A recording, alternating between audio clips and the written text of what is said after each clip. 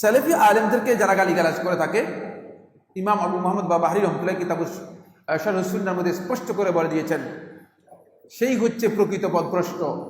যদি এই পৃথিবীর মধ্যে কোনো পথভ্রষ্ট ব্যক্তি দেখা না যায়, ওই ব্যক্তি যথেষ্ট যেই সালাফি আলেমদেরকে গালিগালাজ করে। কারণ সালাফদের একমাত্র মুক্তাদা হচ্ছে, একমাত্র অনুসরণীয় হচ্ছে আল্লাহ রাসূল সাল্লাল্লাহু আলাইহি ওয়াসাল্লাম, আর কেউ নেই। মাঝখানে কোনো ইমাম নেই, মাঝখানে সবার ইমাম আছে। বুঝতে পেরেছেন কিনা? আপনি যেই গোষ্ঠীর অনুসরণ করেন তাদের একজন ইমাম পেয়ে যাবে, কিন্তু সালাফ যারা সালাফে সালেহীন অনুসরণ করে থাকে তাদের ইমাম হচ্ছেন একমাত্র কে? আল্লাহ রাসূল সাল্লাল্লাহু আলাইহি ওয়াসাল্লাম। সুতরাং সালাফদেরকে যারা গালিগালাজ করে, সালাফদের সম্পর্কে কটূক্তি করে থাকে, তারা যে পথভ্রষ্ট এর জন্য আর দলিলের প্রয়োজন নেই, এটাই দলিল। তারা যে পথভ্রষ্ট এর জন্য আলাদা ভিন্ন কোনো দলিলের প্রয়োজন নেই, এটাই একমাত্র দলিল। সালাফদের ইজতিহাদের মাসআলার মধ্যে দ্বিমত হতে পারে, কিন্তু মানহাজের মধ্যে এবং উসুলের মধ্যে, মূলনীতির মধ্যে কোনো ধরনের পার্থক্য সালাফদের মধ্যে নেই, সালাফদের মধ্যে নেই।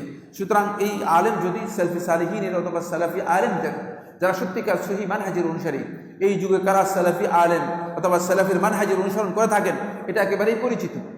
এই ব্যক্তি যদি তাদের বিরুদ্ধে বক্তব্য দিয়ে থাকেন তাহলে বুঝতে আর বাকি নেই, এর চেয়ে পথভ্রষ্ট, এর চেয়ে নর্দমার কীট আর পৃথিবীতে কেউ নেই। কারণ এই হচ্ছে সবচেয়ে হেদায়েত থেকে মাহরুম ব্যক্তি।